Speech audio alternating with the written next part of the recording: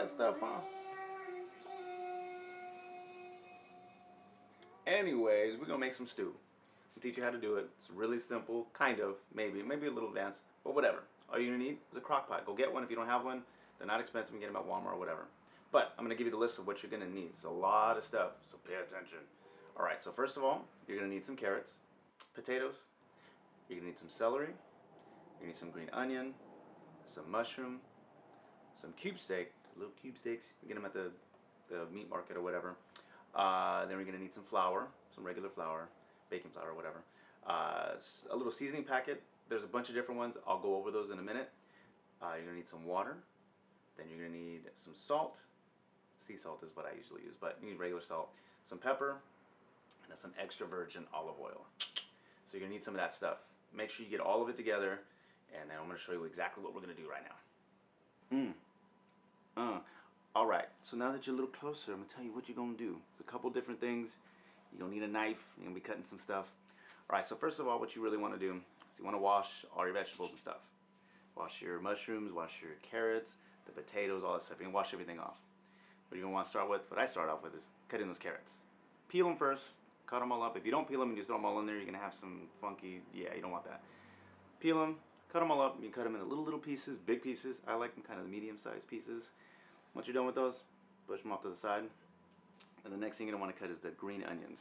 You might start crying if you haven't cut green onions or any kind of onions before, but it's okay. Don't be a crybaby. They may make you tear up a little bit, but you'll be fine. Cut those up into little pieces. You want to mince them and make them little tiny pieces. Totally up to you. And then you're gonna start with the celery. Same thing there. Chop, chop, chop, chop, chop. Make little pieces, medium pieces, whatever. The celery usually like shrinks and sometimes maybe disappears a little bit. So if you want to cut them real small to do that, go ahead. If you want to leave them bigger, same thing, whatever. Potatoes, you're going to peel those. You don't want the skin on those unless you really want to, but I don't. Peel the skin off, cut those up into pieces. Again, big pieces, little pieces, entirely up to you. I like kind of the bigger pieces, so when I'm eating the stew, you kind of get the nice chunk in there, and you know you're eating a potato. The mushrooms, I happen to have picked up mushrooms that were already cut. You may not. If you don't and they're whole mushrooms, cut them up. If you want to throw them in there whole, by all means go ahead and do that. I don't, but it's up to you. But I cut them up. I cut them up in about the same size that are there.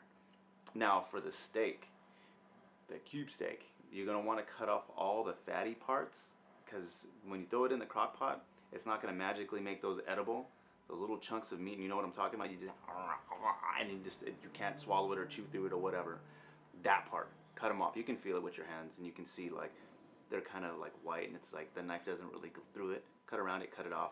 Make those cube steaks a good size. You don't want pieces of like chunks in there. You want like decent cube size. If anything, make them about the same size as you make the potatoes. That's kind of the easy way of doing it. And you just kind of put those to the side and then you're done. All right, so now that we got everything set, we're gonna cook the meat. You're gonna put the meat in there with a little bit of the extra virgin olive oil, just a little bit, not a whole lot. You're not gonna drown everything. You want just enough in there just to get it to that nice, as you can see. Throw all that in there. You throw a little bit of the green onion, let them all cook. Don't throw all the green onion there all at once because you got a lot of meat to cook. So unless you threw it all in there at once, I don't know. Oh yeah, so when you're making the meat, you want to put a little bit of salt, a little bit of pepper. There's really not a measurement that I put on these. It's kind of up to taste. Don't over salt it right up front. If it needs more later on, you can always add more later on. You can't take it out though, however. So put a little bit of salt, a little bit of pepper, not too much, a generous amount. But cook everything. Make sure you get that nice color on the meat on all sides. Try to at least. You don't want to overcook them. You don't want them to dry out. That's why the olive oil is on there. Make sure you get them all nice and cooked. Pull that stuff out. Once everything's all done, you're actually going to start the assembly process. You'll see right now. Get it, get it.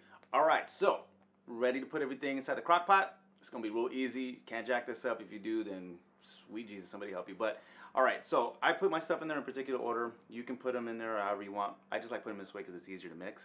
So I start with the potatoes, the celery, and the carrots kind of at the bottom. Throw in some of the mushrooms, and then throw in some of the meat with the green onion, and then you're going to add some flour. It's going to be a cup of flour. Now the flour can vary. If you want it to be real thick, then you're going to add a little bit more. If you want it to be more soupy, then you're going to take a little bit out. I recommend putting at least a cup in there. That way it's kind of a medium kind of like that stuff you get in the can. So it'll be good. It'll be good. Trust me. It'll be fine. And then after that, you're gonna throw in the rest of the meat, the rest of everything else that you have on top. Add some water. You're gonna notice that the flour and the water are not friends and they're not mixing right away. Totally fine. Just mix it around a little bit.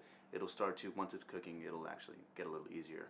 But now, the packet that I'm using, kind of important, because that packet, that one right there, it's really good. I like that one. You can try using the other ones at the stores, at Walmart or wherever you're going.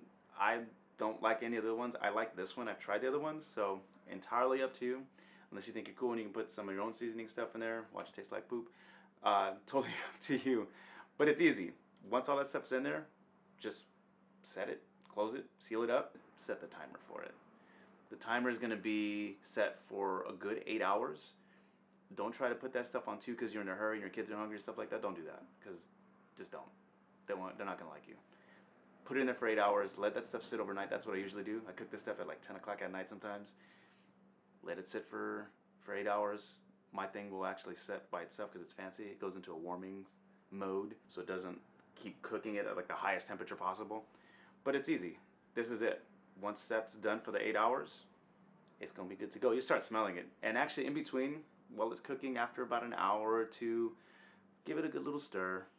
Nothing fancy. Don't be trying to like flip it in. None of that. Just stir it a little bit. That just helps make sure that everything's mixing well, and you will start to get hungry because you're going to smell it. It smells really good.